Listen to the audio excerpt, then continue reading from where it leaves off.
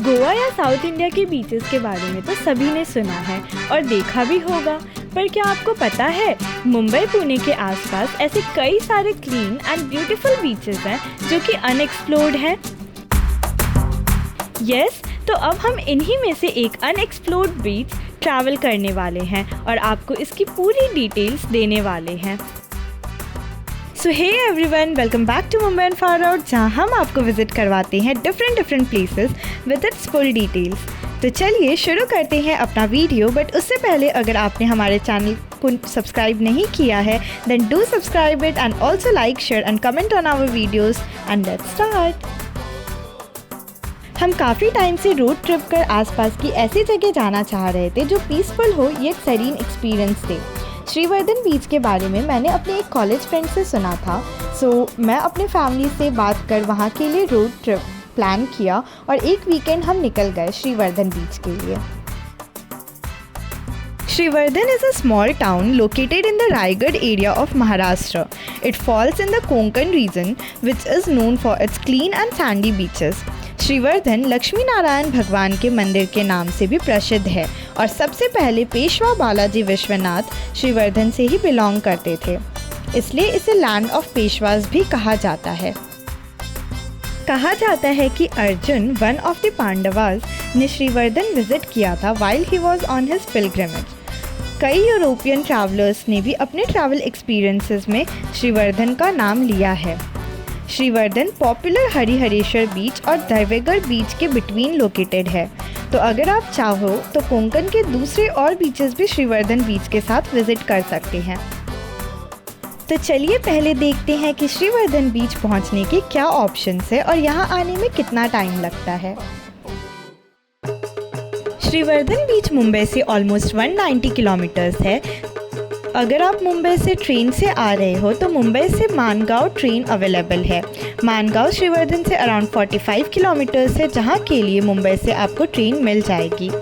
Trains की frequency इतनी ना होने की वजह से we won't recommend you this train option. इसके अलावा आप प्राइवेट कार या टैक्सी भी हायर करके यहाँ आ सकते हैं। लोकल महाराष्ट्र बसेस भी आपको मुंबई पुणे से ईजिली मिल जाएगी श्रीवर्धन के लिए। मुंबई से श्रीवर्धन जर्नी अराउंड 4 आवर्स की रहेगी।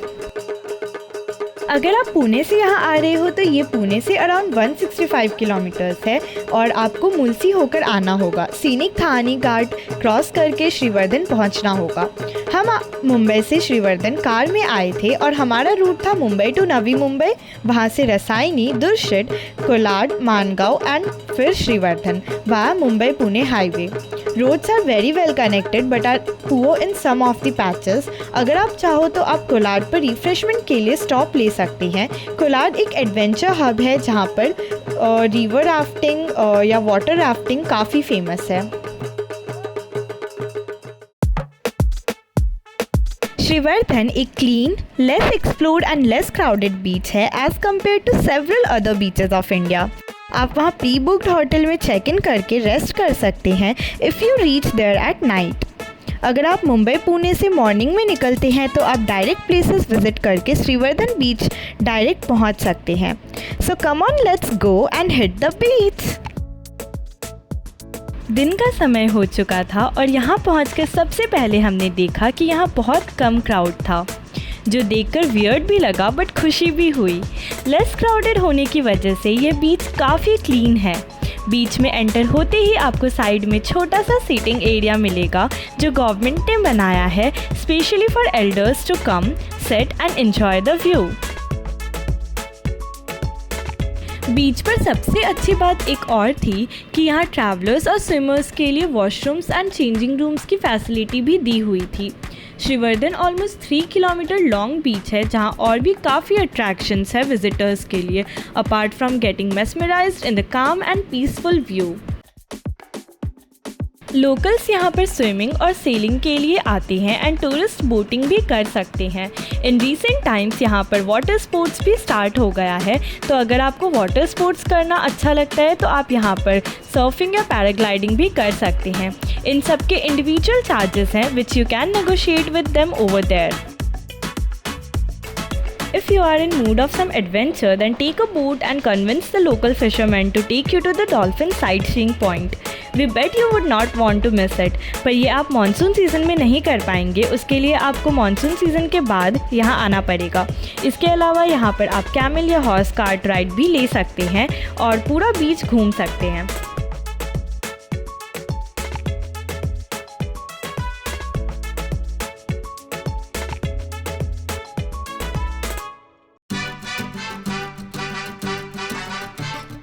बीच पर ज़्यादा तो नहीं, पर थोड़े बहुत लोकल पीपल आपको वहाँ कोकोनट, लोकल स्नैक या आइसक्रीम सेल करते हुए दिखेंगे। बीच के आसपास काफ़ी रेस्टोरेंट्स एंड कैफ़ेज़ हैं जो बहुत ही बढ़िया सी फूड प्रोवाइड करती है। अगर आप सी फूड लवर हैं तो यह जगह आपको पैराडाइज जैसी ही लगेगी। वेजिटेरियंस डोंट वरी, आपके लिए भी यहाँ काफ़ी ऑप्शंस हैं टू ईट। ओके, सो हम श्रीवर्धन बीच मॉर्निंग में गए थे। सो हम सनराइज़ वैसे तो मिस कर चुके थे, बट या वहाँ पर बहुत ज़्यादा मज़ा आ रहा था एंड हम स्टॉल से स्नैक्स भी लिए थे। अगर आप यहाँ पर सनसेट के टाइम पे जाते हैं तो sunset is best over here. यहाँ पर आप टाइम लैप्स बना सकते हैं और टाइम लैप्स यहाँ का बहुत ही खूबसूरत बनने वाला है। वाकई में आप अपनी बिज़ी लाइफ एंड मुंबई की भागती हुई ज़िंदगी से ऐसे शांत जगह पर बैठकर सनसेट देखने आओ, आपको एक अलग ही फीलिंग एक्सपीरियंस करने को मिलेगी। वहाँ की सैंड भी बहुत सॉफ्ट थी एंड कई प्लेसेस पर आपको वाइट सैंड भी मिलेगी। हमारे फैमिली के बाजू में ही एक बिग जॉइंट फैमिली भी थी और उनके बच्चे वहाँ पर वेट सैंड से कैशल बना रहे थे, तो उनको देखकर हमें अपने बचपन की याद भी आ गई थी। इवनिंग एंड मॉर्निंग के टाइम कई साइकिलिस्ट यहाँ साइकिल भी चलाते हैं और कई लोग वॉक करने के लिए भी आते हैं। बीच इतना क्राउडेड नहीं होने की वजह से ये इतना पॉल्यूटेड भी नहीं था एंड बीच के किनारे बैठे बैठे हमने कई सारे स्टार फिशेस भी देखे। मैंने मेरे सिस्टर के साथ शेल्स भी फाइंड किए, just like our old good times. Beach पर जाकर वाकई में हर कोई बच्चा बन जाता है।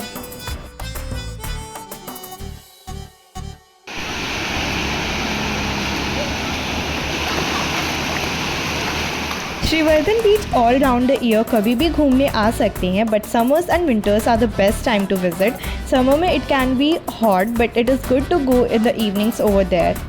Winter में weather is pleasant, so you can visit at any time.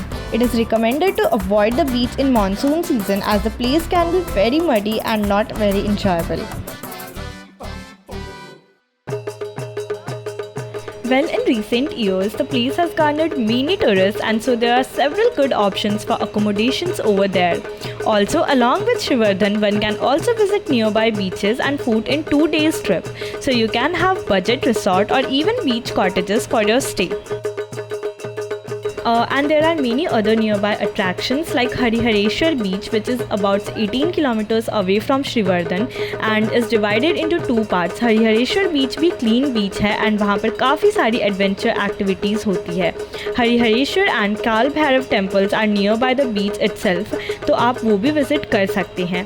There is a place called Ganesh Gully where you can see an idol of Lord Ganesh, which is located below sea level. It can only be seen during low tides. On the other side of Shriwardhan beach, almost 20 kilometers far, is the Divega beach. It is also a good spot to explore while on tour trip to Shriwardhan beach. Divegar में coconut and betel nut tree के cultivations के बीच located है श्री स्वर्ण मंदिर। कहा जाता है कि वर्षों पहले जब यहाँ एक लेडी काम कर रही थी तो उन्हें वहाँ एक गणेश जी की मूर्ति पूरे गोल्ड में मिली थी।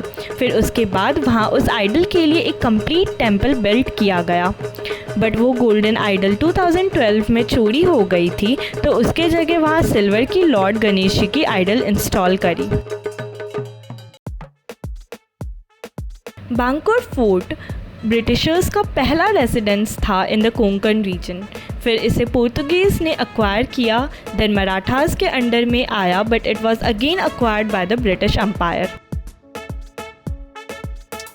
We only visited the beach and the Lakshmi Narayan temple as we had planned only a single day trip and did not know about the nearby attractions. So if you are planning and have a day's extra time, drove away to Shriwardhan in the evening or day before. Reach there at night, book a resort or cottage and relax overnight. Early morning wake up and enjoy the sunrise and travel to nearby attractions. Then come back in the evening to beach, engage in water sports and view the sunset and then drive back to Mumbai again. This would be the perfect itinerary for this tourist place. We hope after watching the video you will plan a gateway to the place soon. Till then, so comment and let us know if you have been there or not, and share your experiences as well. Thank you and bye bye.